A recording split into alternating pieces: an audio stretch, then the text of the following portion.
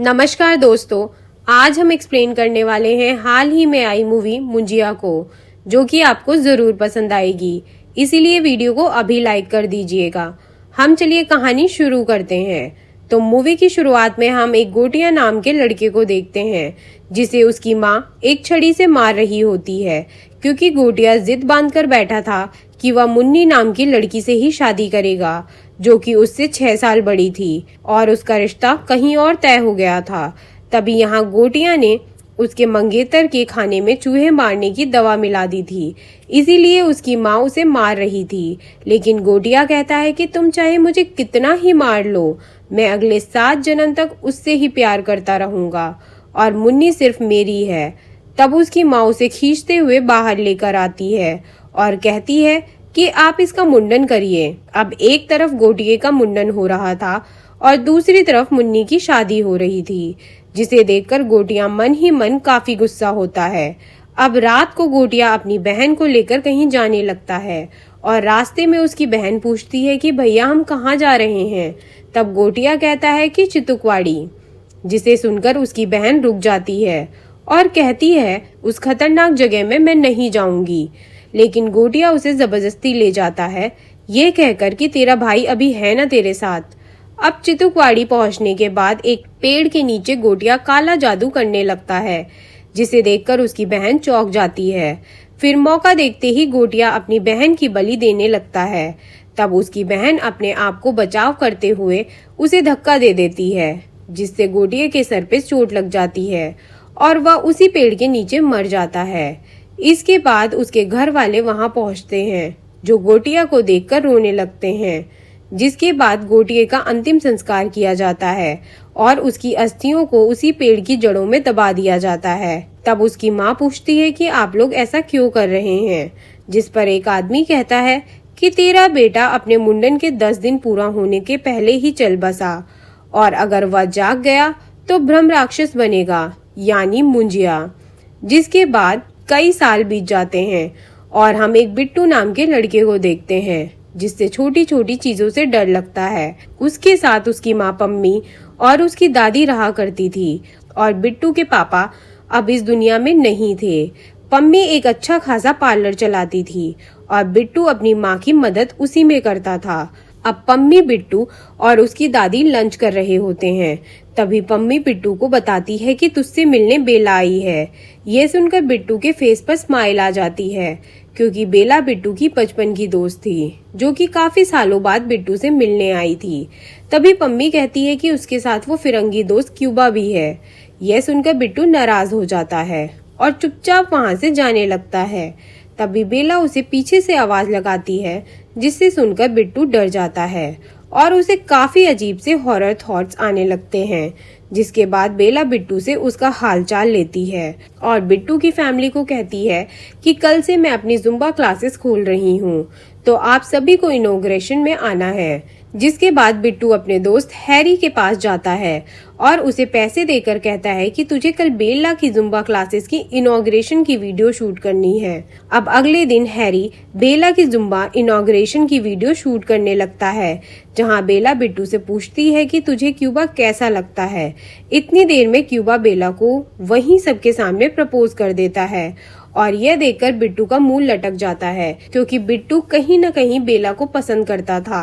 अब अगले दिन बिट्टू पम्मी और उसकी दादी अपने गांव जा रहे होते हैं, क्योंकि वहां बिट्टू के चाचा की लड़की रुकू की सगाई होने वाली थी। और रास्ते में बिट्टू की दादी पम्मी को समझा रही होती हैं कि मुझे पता है कि तेरा और तेरे देवर के बीच में 36 का आंकड़ा है, लेकिन रुकू के लिए हमें वहां जाना ही पड़ेगा। जिस पर पम्मी कहती है कि रुकू तो हमारी बच्ची जैसी है, हम तो चले जाते, लेकिन बिट्टू का जाना जरूरी है क्या?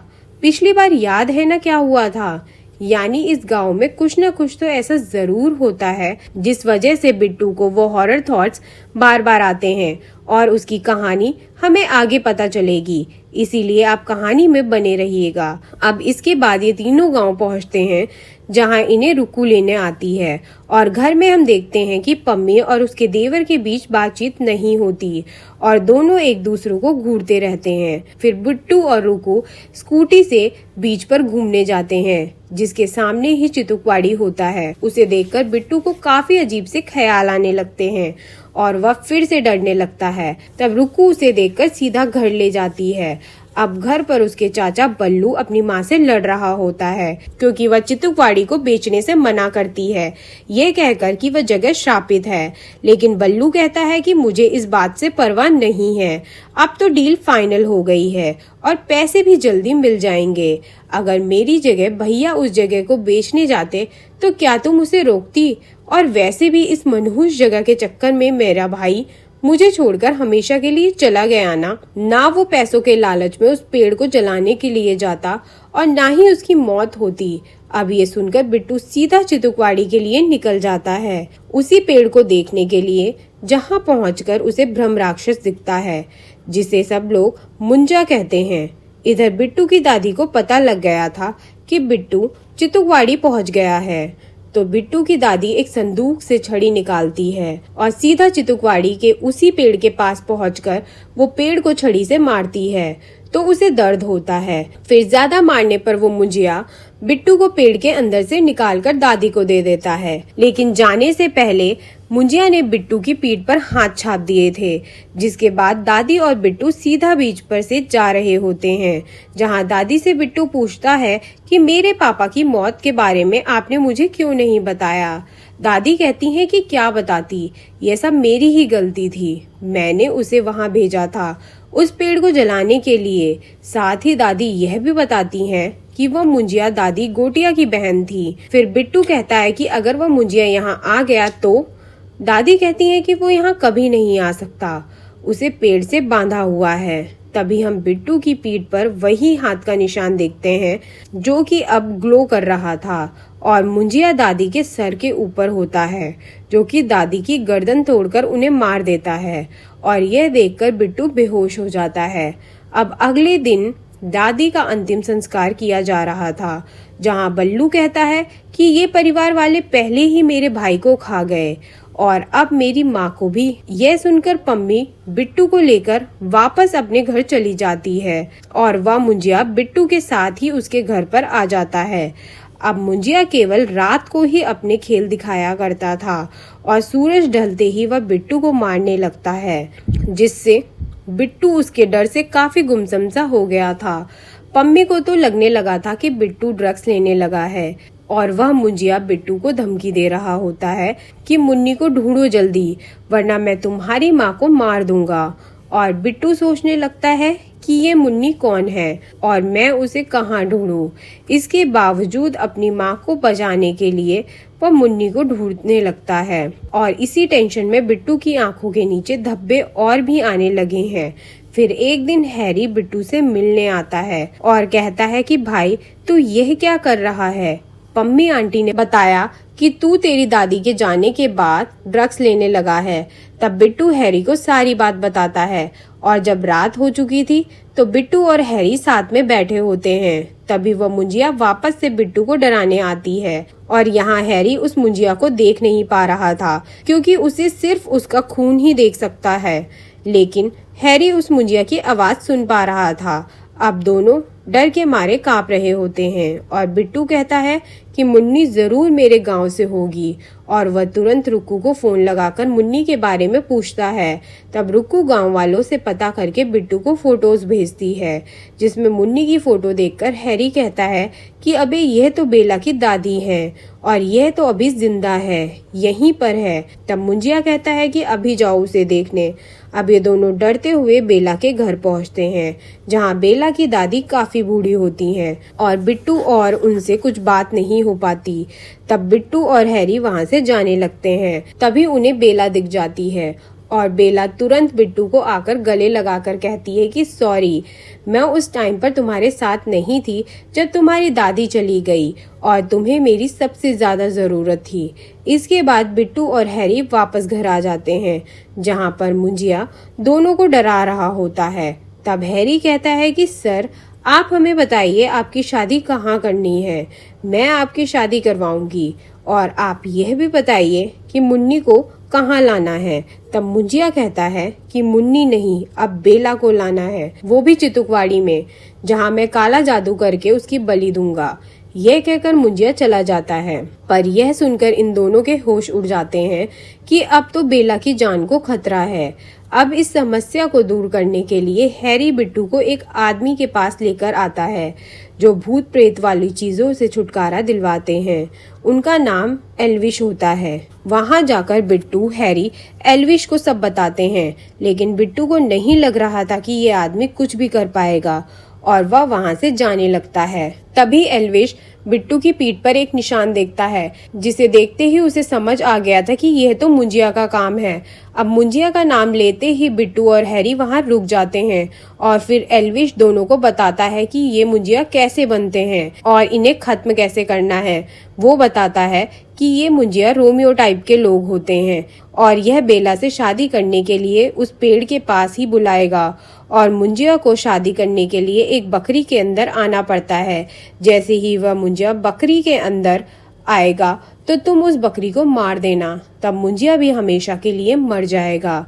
वही मुंजिया को खत्म करने के लिए एल्विश भी उनका साथ देगा, जिसके बाद ये दोनों बेला के पास जाते हैं और उसे झूठ कहते हैं कि हैरी को एक एड शूट करना है, जिसके लिए तुम्हें बिट्टू के गांव चलना पड़ेगा। इसके बाद बेला, उसकी कुछ दोस्त पम्मी, बिट्टू, हैरी और एल्विश ये सब गांव पहुंच जाते हैं। फिर थोड़ी देर आराम करने के बाद बिट्टू और बेला बीच पर जाके बैठते हैं, जहां बेला बिट्टू को बताती है कि उसने क्यूबा से ब्रेकअप करने का डिसाइड किया है, क्योंकि क्यूबा उसे लंदन शिफ्ट होने के लिए कह रहा है। पर बेला तो यहीं रहकर जुम्मा क्लासेस चलाना चाहती थी। अब जैसे ही बेला क्यूबा को फोन करके ब्रेकअप करने वाली थी, तभी क्यूबा वहां आ जाता है और बेला को सॉरी बोलकर दोबारा से पैचअप कर लेता है, जिससे दोबारा से बिट्टू का मुंह लटक जाता है, क्योंकि वह तो सोच रहा था कि अब बेला उसकी ही होगी। हालांकि अब सूरज ढल चुका था और मुंजिया की एंट्री हो गई थी। मुंजिया बेला और क्यूबा को साथ में देख लेता है, जिसके कारण उसे गुस्सा आता है और वह क्यूबा को घसीटते हुए जंगल में ले जाता है। थोड़ी देर बाद क्यूबा को वहां से डॉक्टर के पास ले जाया जाता है और डॉक्टर बताते हैं कि किसी जंगली जानवर ने क्यूबा के दोनों गुलाब जामुन खा लिए हैं, लेकिन ये काम तो मुंजिया ने किया था। फिर हम बिट्टू और हैरी को देखते हैं, जो मुंजिया को समझा रहे होते हैं कि हम अभी तुम्हारी शादी बेला से नहीं करवा सकते, थोड़ा सब्र रखो। तभी वहां रुक्कू आ जाती है और वो भी मुंजिया को देख सकती थी, क्योंकि वो भी तो सेम परिवार की थी, यानी मुंजिया के खून से जुड़ी हुई। फिर बिट्टू रुक्कू को सब बताता है कि मुंजिया बेला से शादी करना चाहता है और हमें जल्दी से जल्दी सारा सामान इकट्ठा करना होगा उस मुंजिया से निपटने के लिए। अब रात को बिट्टू नारियल पानी की जगह बेला को देसी दारू पिलाता है, जिससे वह नशे में हो जाती है। इसके बाद चारों जन सारा सामान लेकर चितुकवाड़ी में पहुंचते हैं, जहां एल्विश उन्हें फोन से गाइड कर रहा होता है कि पहले तुम आग जलाओ और बिट्टू के खून से बकरी के ऊपर जेड वाला निशान बनाओ, जिसके बाद मुंजिया अपने आप बकरी के अंदर आ जाएगा और तभी तुम्हें उस बकरी को खत्म करना होगा। और याद रहे, यह निशान बकरी से किसी और की ना लगे, वरना मुंजिया उस पर ट्रांसफर हो जाएगा। फिर यह सभी बिल्कुल वैसा ही करते हैं। बकरी के सर पर बिट्टू के खून से जेड वाला निशान बनाते हैं, लेकिन बेला तो नशे में थी, जो बकरी के साथ खेलने लगती है और उसी टाइम मुंजिया बकरी में एंटर होता है। फिर बिट्टू बकरी को मारने ही वाला होता है कि तभी मुंजिया ट्रांसफर होकर बेला के शरीर में चला जाता है। यानी जब बेला बकरी के साथ खेल रही थी तो वह जेड वाला निशान बेला पर लग गया होगा, जिसके बाद वो मुंजिया बेला के शरीर का यूज करके इन तीनों के पीछे पड़ जाता है और ये तीनों वो बकरी को उठाते हैं और वहां से भागते हुए सीधा घर पहुंचते हैं। साथ ही वो फोन करके एल्विश को भी सारी बात बताते हैं। एल्विश कहता है कि आप चिंता मत करो, मैं आ रहा हूँ और उस बकरी को अपने पास ही रखना, उसकी हमें जरूरत पड़ेगी। तभी उन्हें बल्लू और एक आदमी दिखता है, जो कि उनसे बकरी छीनकर ले जाते हैं, क्योंकि उन्हें लग रहा था कि इन्होंने बकरी चुरा ली है।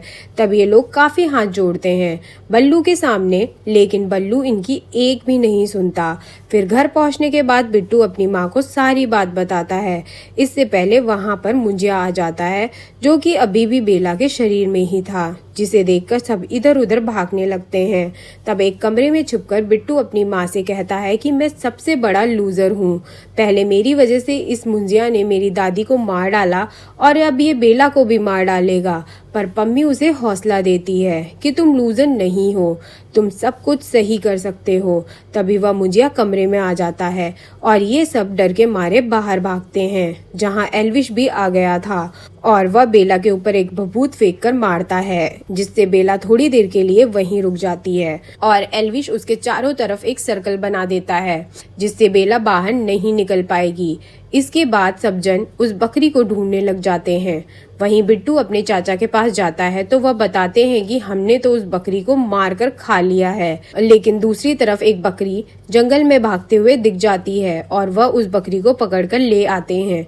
लेकिन तब तक यहाँ पर काफी देर हो चुकी थी। बेला किसी तरह से उस सर्कल से बाहर निकल जाती है और सब पर अटैक करने लगती है। तब एल्विश बल्लू को कहता है कि यह सब तेरी वजह से हुआ है, अगर तू बकरी को ना खाता तो मैं अब तक मुंजिया को बकरी में ट्रांसफर कर उसे मार चुका होता। फिर वह बल्लू को पेड़ से बांधकर उसी के खून से उस पर जेड का निशान बनाता है, जिससे वह मुंजिया ट्रांसफर होकर बल्लू के शरीर में चला जाता है। तभी हैरी वहाँ बकरी लेकर आता है, लेकिन अब तो काफी देर हो चुकी थी।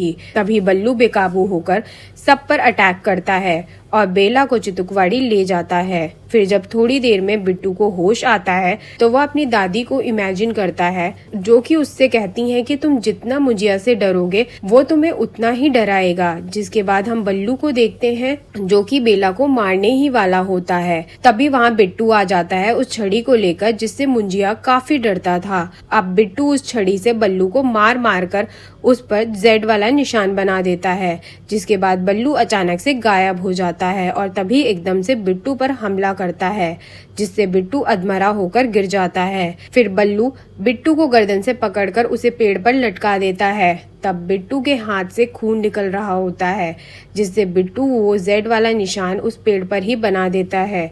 इसके बाद दोबारा से वह मुंजिया ट्रांसफर होकर बल्लू के शरीर से उस पेड़ में चला जाता है और बल्लू होश में आकर वहां से भाग जाता है। इसके बाद बिट्टू और बेला को लग रहा था कि वह मुंजिया से सेफ हैं, क्योंकि वह तो पेड़ में चला गया। लेकिन तभी मुंजिया जड़ों को फैलाते हुए उन दोनों को मारने लगता है। तभी बेला की नजर वहां पड़े पेट्रोल पर पड़ती है और वह उसे पेड़ पर फेंक देती है। फिर बिट्टू एक मशाल को उस पेड़ पर दे मारता है, जिससे वह पूरा पेड़ ही जलने लगता है। यानी इन लोगों ने अब मुंजिया से छुटकारा पा लिया था।